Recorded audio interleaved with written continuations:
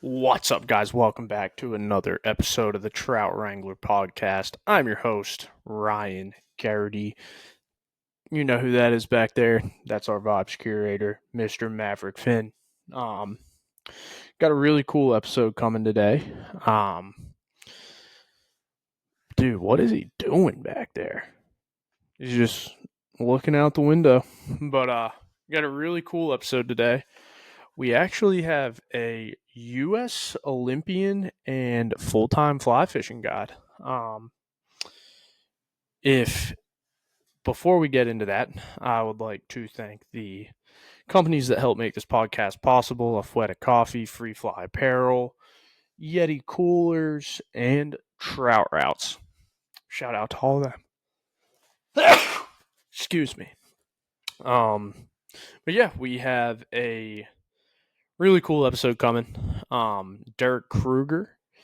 He is a aerial skier, just competed in the 2026 Winter Olympics in Milan, Cortina, Italy. And outside of that, he's a fly fishing guide, so which is pretty cool. I'm pretty sure I saw it on like an ESPN article that like it was something about Olympians and their full time jobs outside of being an Olympian, and I saw that he was a fly fishing guide, and shot him a DM on Instagram. And once the Olympics were over, he responded, and now here we are. But until he gets on here, next is our interview with Derek.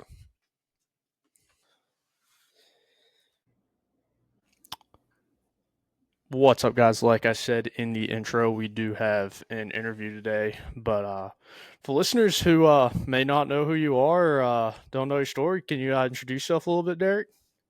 Yeah, my name's Derek Krueger. I'm a U.S. ski team athlete. Just competed in the 2026 Winter Olympics, and I'm also a fly fishing guide. Heck yeah, dude. So let's talk Olympics a little bit here first. Dude, so what got you started into like aerial skiing, and what originally drew you to that? Yeah, so it's kind of a crazy story. I grew up in Ohio, just outside of Cleveland, Ohio. So most people don't really think of that as like a ski area. So I actually kind of coincidentally got into aerial skiing. I first started normal skiing when I was 4. We have very small hills in Ohio. We get a lot of lake effect snow. So started skiing when I was 4. My parents, whole family were big skiers. So got into that when I was young, and then got into aerials when I was 12 years old. Um, in the summertime, so we don't first do flips on snow. We train in the summertime. We do trampolines. Oh, that's We cool. hit a So plastic surface jump into a pool. So that's how we practice flips, and we can land on our heads, and we'll just land in the water and not hurt ourselves. So there's actually a very small training facility in Ohio, just about 30 minutes away from my house. Super random for Ohio, but yeah, kind of got into that. It's called Mount Chalet.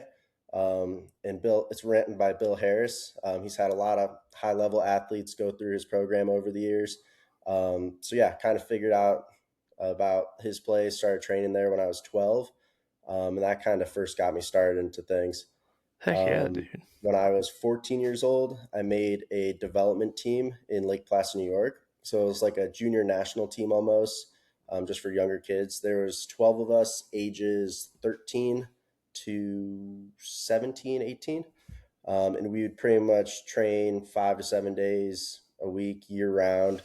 Did all my high school online, and I was just living at the Olympic Training Center. I was 14 when I first moved there, and my roommate was 13 at the time. So it's kind of crazy leaving home and Damn. fully training 365 days a year, pretty much. Dude, that's badass though. Dude, so Yeah. before dude, like I'm unathletic and super uncoordinated. So like when you're going to the Olympics, dude, it's like how do you kind of like tell your boss over there at the trout fit that you're like, hey man, like I need to take 3 weeks PTO. Yeah, It for is- sure. Well, it's super nice. Being a fishing guide, have very flexible hours, especially because for skiing, like I mentioned, we train pretty much year round into that pool in the summertime. So I can be a little bit flexible with my hours. I'm one of the co-owners of Utah Troutfitters. Oh, cool. So myself and Logan Kellenberger, we run it, and we do a kind of good job splitting it up. He knows I'm busy with the skiing stuff all winter, so he's been fishing a bunch this winter when I've been on the road. And then the summertime, we do a good job splitting it up. I do most of my training in the morning time, so I'll completely finish my day of training by like 10 a.m. and then I can meet clients on the river after that around 11 or so. So then if we do have early morning trips, then Logan's able to take those. So we kind of divide and conquer, and That's yeah, we badass, make it dude. happen. At least it's not like where you're walking up there like, hey, I need to take 3 weeks off, and your boss is like, hey, well, why? It's like, well, dude, guess what? Yeah, I'm an elite athlete. I'm going to represent this country in Milan, Italy for 3 fucking weeks. At least it's not yeah, like that, which that would be pretty cool too. That'd be like a nice flex on your boss. yeah, for sure. But what did your path to becoming like an Olympian kind of look like, and like what were some of the biggest like things to overcome? Like, do you have any big injuries or anything like that? I've gotten lucky, no major setbacks. Have had a lot of minor injuries and concussions over the years, but no, like, I got to knock on wood. But as of everything else, backs holding up, knees are good. So, yeah, no complaints on that. But you definitely take some good slams doing freestyle aerials for sure. We're hitting jumps going close to 60 feet high, doing triple back flips with a bunch of different spin variations. So, there's a lot of room for error and a lot of things that could go wrong. But so far, I've gotten very lucky. Hell yeah, dude. I was watching like I swear it was like it had to have been either like before you like went or after I cut it on, Hmm. because I was watching that event and I figured out like later that day. I think it was on like an ESPN article or something like that. It was like ESPN posted something and they were like Olympians and their jobs outside of Yep. Yeah. outside of the Olympics, and it was like a picture of you and it said fly fishing guide, and that's where I was like, Oh yeah. huh, that's kind of sick. I was like, I'm gonna reach out to him and see if he wants to come on the podcast. Yeah. People It are like is that's funny. Like a lot of the higher level athletes, we have like side jobs, especially like summer jobs. The U.S. ski team does a very good job of like giving us winter funding. They pay for our travel, everything like that.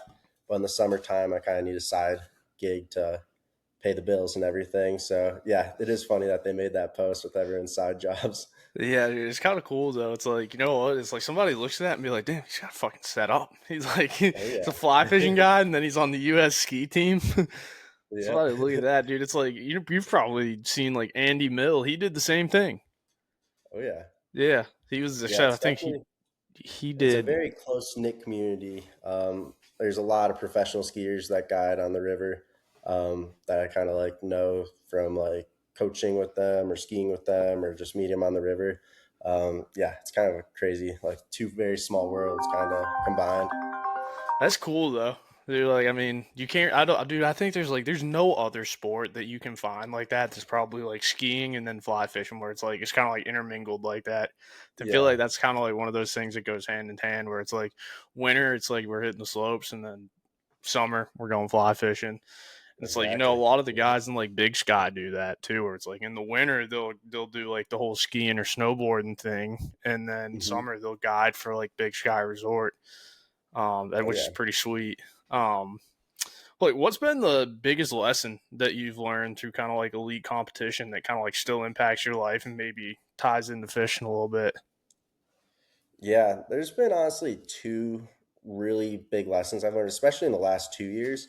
Burnout is definitely a big thing, especially doing it for such a long time. Like I first started getting into aerials when I was 12, got very serious about it when I was 14, and I'm 22 right now. So I've been doing it for a while now, pretty much full on, like I said, year round. So you definitely get burnt out, and fishing helps out a ton. I've been fly fishing pretty much my whole ski career, and it kind of gives me like a separate life outside of skiing, Yeah. just to kind of like find some balance. So that's definitely one big lesson. And then really just like pushing through low points, like aerials, like I mentioned.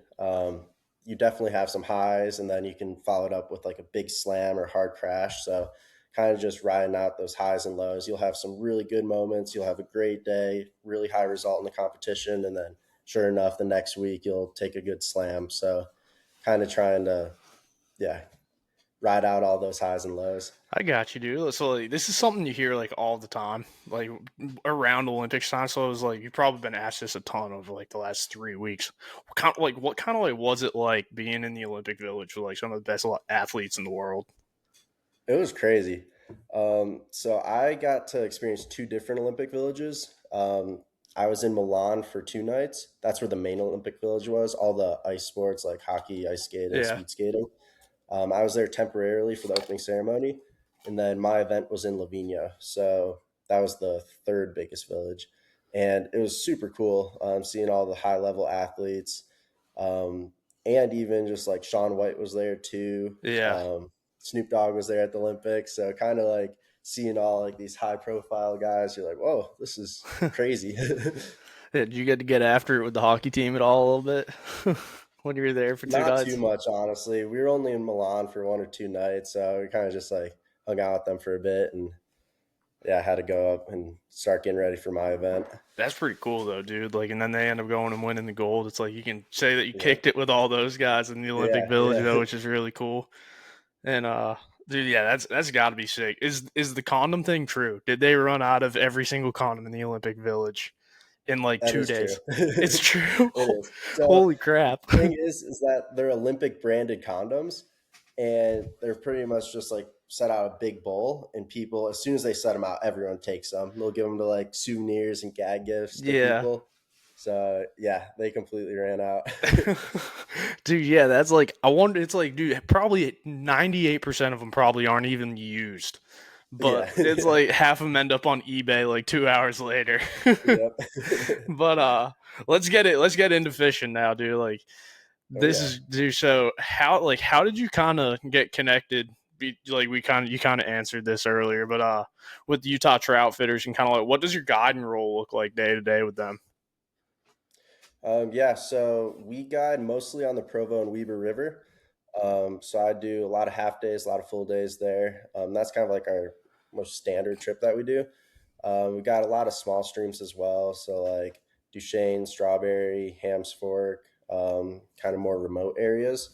But yeah, based out of Park City, Utah, pretty much guide most of the rivers and reservoirs in the area. And we started Utah Troutfitters 4 years ago. Been guiding in Utah for this will be my seventh season. So been doing it for a good bit, and it's a blast. It's always super fun. Oh, dude, I bet there's nothing like that, dude. That Provo River's pretty sick. I've heard too. It is, yeah. It's a super cool river. Definitely gets a lot of pressure from people, which is kind of a downside. But the fishery itself, it's top notch. It's really cool. Pretty healthy still. Like it can withstand all the pressure. For sure, yeah. Especially high water years. This year we're kind of struggling. We're at 50% snowpack right now, roughly. Damn. So that'll definitely affect it. But it's a tailwater, so when we have a good snow melt, they'll keep high flows. The fish will get full on sow bugs and everything, and they'll be able to live healthy throughout the second half of the year when it starts to get pretty hot and lower flows. That's good though, man. Like you can't really guide. Can you guide year round out there if you We wanted do, to? yeah. The Oh, Provo damn, dude. River, most sections don't get over 60 degrees. So that's super nice. We just fish really close to the dam. Water's still high 50s and mid 50s. So yeah, it's doable. Yeah, it's awesome. So it's like kind of like what similarities do you see kind of like between elite athletics and fly fishing? Like I mentioned earlier, burnout Yeah. with both of them, especially fishing too. Towards the end of the guide season, when you've already have 150 days on the water, sometimes fishing the same spot or same section of river, you can definitely start to get over it a little bit. And that's where kind of skiing comes into play with me. It's a great balance. Yeah. If I get burnt out with skiing, I'll focus on fishing for a week or two, and then vice versa. Um, so yeah, that's super helpful, especially here too. We have a lot of different rivers. So like, let's say I'm guide the Provo River for a month straight, and I start to get a little tired of it. I'll switch over to the Weber River, and I can fish that for a couple weeks while it's really good, and kind of mix it up a little bit. So always just kind of changing things up, a little bit of diversity and mixing things up is always Yeah, dude. nice. That's always good to have like a different change of scenery or something like that. Just For to sure. like Yeah. kind of see something new. Yeah. That's like, so what makes Utah such a special place to fly fish, you think?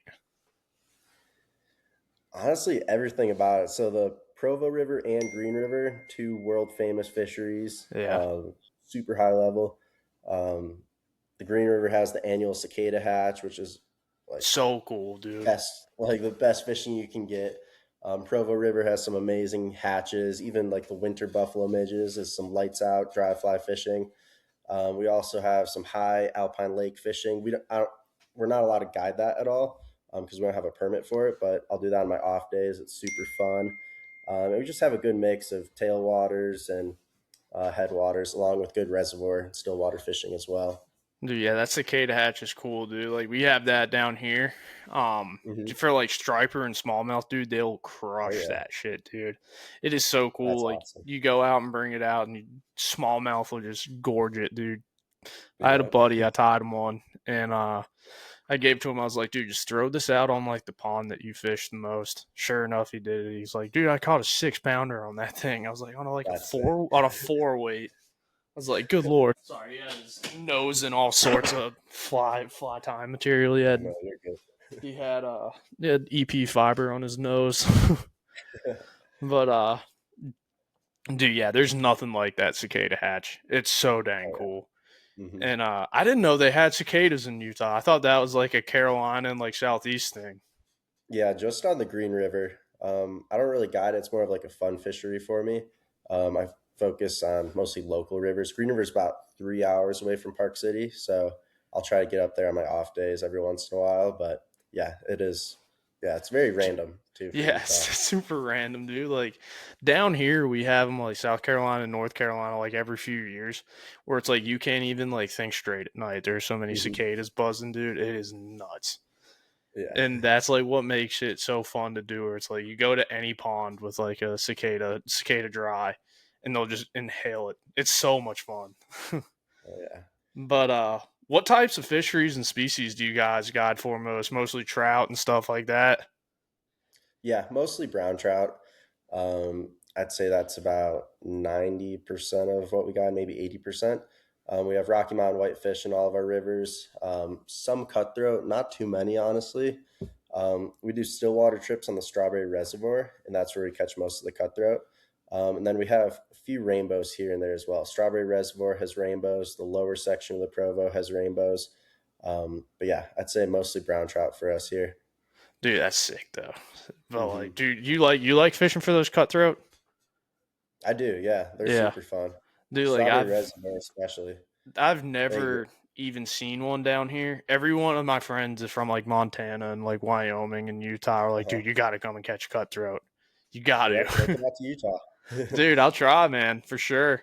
They're But fun. They live in some cool places too. that's what I That's like. probably my favorite part, honestly. Everyone says it's like, dude, like cutthroat just live in the craziest cool places, dude. Like, Yep. and it's kind of like that for like wild like brookies and rainbows up here, like especially in Hmm. like the Smoky Mountain National Forest, dude. Those they just live in the craziest freaking places. You got like elk walking behind you and stuff. It is crazy, and it's Oh so yeah. much fun to go and do just because it's like it's just something different, you know. It's like not every day you'll Hmm. catch a rainbow trout with an elk drinking water behind you. Yeah. But how Awesome. will you kind of like transition from that skiing grind to like back to your guide grind, you know? And like kind of like how will that look? Like will it take a little longer to get back into the swing of things or like something like that like Yeah. after being in Italy for a month? So the day after I landed in Utah, I took a guide trip. No way. Yeah, so it was just like that. My first 3 days back, I was on the water 3 days in a row. Two of those were guide trips. So yeah, kind of got right back into the swing of things. Um, we've had a very warm winter, so a lot of people are still coming out, but the skiing's not super great. So we're running a higher amount of guide trips than we normally do this time of year. But our season doesn't really pick up until May, June. Yeah, So kind of just taking guide trips as they come in as of I got now. you. Doing some fun fishing as well, which is Hell nice. yeah. Dude, how many energy drinks were involved in that that first 3 days after getting Oh back? yeah, a lot for sure. I've been on the road for 5 months.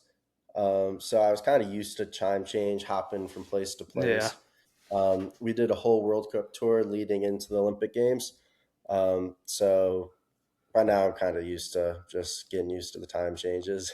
I got you. Where were your World Cup games? So our tour started in Australia, not Oh, for a that's World cool. Cup, for water ramp training.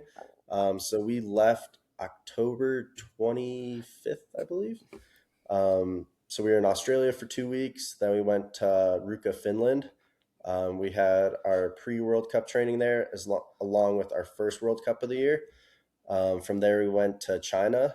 We were actually at the 2022 Winter Olympic Games site for that World Cup. And then we were home for the holidays. I was back in Ohio seeing family. Then we were training in Rochester, New York before we went to Quebec, Canada, and then Lake Placid, New York for our last two World Cups. And then we had our Olympic training camp there, and then straight to Italy. Damn, that's cool as So, hell, man. That's yeah. like, dude, you've been all over. Holy crap. Oh, I yeah. bet you were raring to fly fish by the time you got over that. Did you get to do any fly fishing in Finland or anything like that while you had So in like Finland, downtime? I do some ice fishing in Finland. A couple of years ago, I bought an auger there, so I'll bring my little hand drill auger, and we'll catch like perch and Oh, roaches on our off days, and there's some pike up there too, and dude, that's yeah, that's badass. fun. That's so sick. Dude, I so usually like, try to bring a rod with me everywhere I go. So I've that's caught awesome. fish in Italy, Switzerland, Finland, Canada. I try to get one in every country if I can. Dude, that is sick. Damn, that's a wild 5 months right there. It is, That is yeah, wild. So like, yeah. was that all to like qualify for the Olympics? Pretty much, yeah. So it's based off of our World Cup results. One of my teammates was able to qualify last year because he did so well. He was top three in the world. So they're like, Damn. all right, you're guaranteed to go. And then everyone else on my teammate was fighting for spots this year on the World Cup tour. So we had 6 World Cups, and it was just your top result. I got you. Dude, it looked Mhm. like you kind of had a cool crowd of dudes that you had with you there. Like, did That you have a bunch of buddies that were with you? Oh yeah, yeah. Yeah. So from skiing, know a bunch of cool guys. We're really close friends with the mogul skiers. They were there. My mom flew out, brother came out, my girlfriend was there. So yeah, I had a really good support group there watching me. Dude, That that's was fun. sick. That's sick. I'll never be able to get to that level, but dude, just like hearing about that is cool as shit. Dude, It but was like, awesome. was the It beer was a better great there or experience. was the beer better here? I don't know. I'm an American beer kind of guy. Hell I yeah. love some. Yeah. Hell yeah. But dude, so um the last question I always ask on the episode is, so I have a running Spotify playlist Mhm. and I give 5 songs for it and then the guest gives 5 songs for it. So any Mm, 5 songs, what 5 songs would you want on the playlist? And I'll give you the ones that I put on there. man, I'm gonna have to think about that. Been to listen to a lot of reggae and Jimi Hendrix recently. Oh hell yeah, dude. So I'll have to let's look at what I looked at, listened to most recently. How about that? Let's see. How to go to my playlist. I hope I have 5 today. I might have over. I don't know. Shoot. There it is. All right. Damn, I didn't even know this playlist had 12 saves. I didn't even know 12 people have listened to it. Oh, I still need to add one. Go. All right, let's go. All right. Little Wing by Jimi Hendrix, Red House by Jimi Hendrix. Little Wing, Uh, Jimi yep. Hendrix. Got it. Red House. Red. Do you see, those are 2 Hendrix songs that you don't hear many people throw out there, which I like that. Yep. A little bit of underground Jimi Hendrix. I like Oh it. yeah. We'll do Never by The Green. I don't even think I've heard of them. I'm about to listen to that song when we get off here. Oh yeah. But all right, got that one.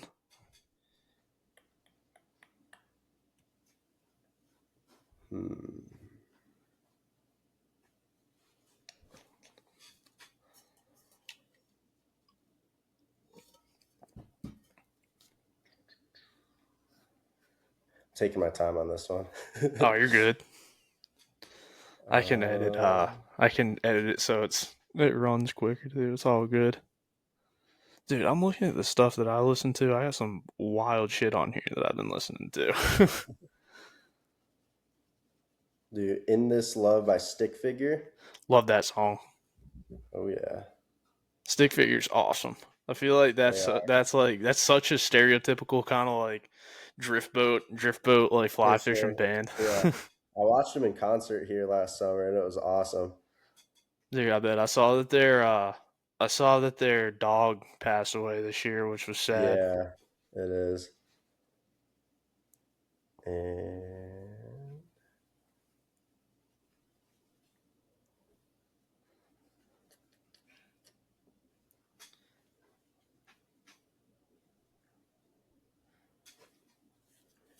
then we'll do a hype song too. The Red by Chevelle.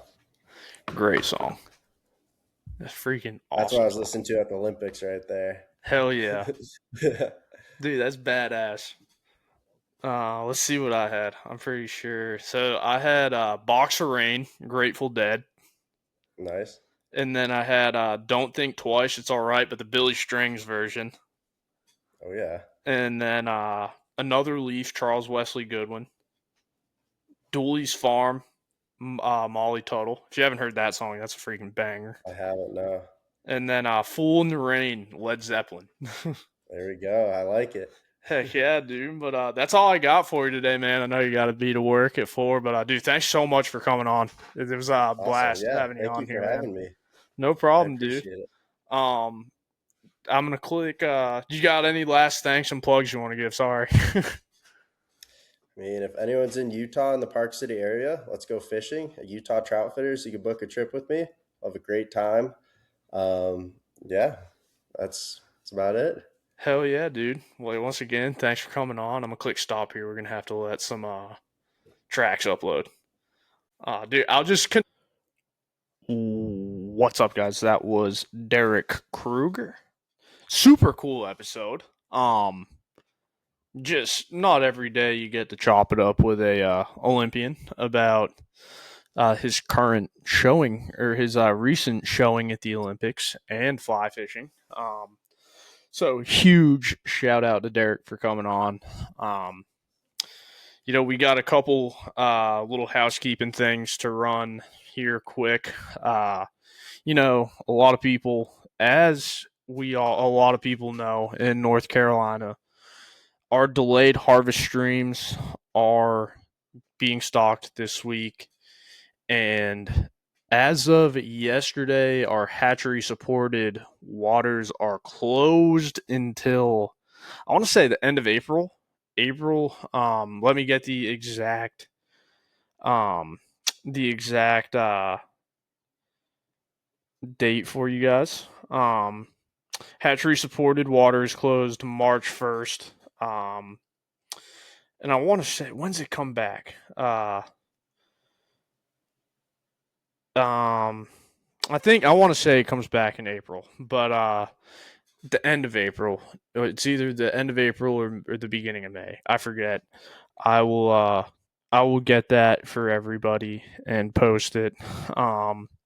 Just so everybody knows. But as of yesterday, the creeks that have been stocked in western North Carolina, you have Helton Creek was stocked yesterday. West Fork of the Pigeon River was stocked yesterday. The Tuck in Transylvania County was stocked yesterday. East Fork of the French Broad was stocked yesterday. Lake Coffee stocked yesterday. The Watauga, Wilkes County stocked yesterday. Elk Creek and the ever so horrible Reddy's River was also stocked yesterday. Today you had Big Horse Creek was stocked today in Ashe County. South Fork of the New River in Ashe County, Trout Lake, Ashe County, Mitchell River in Surrey County, and East Prong of the Roaring River was also stocked today. So those were our stockings today and yesterday. It's probably going to be absolutely packed this week. So this weekend, I should say, is probably going to be packed. Be careful out there. Hope you can still find a little bit of seclusion out there and have a good time. Go out there, catch some fish. But also, if you guys need help looking for places to go and fish so you can find a little seclusion, check out the link in this show's notes. You can get a free month of Trout Routes Premium in the link in the show notes. But with that being said, that is the end of the episode with Derek Krueger of the U.S. Olympic ski team and Utah Troutfitters. Have a great rest of your evening.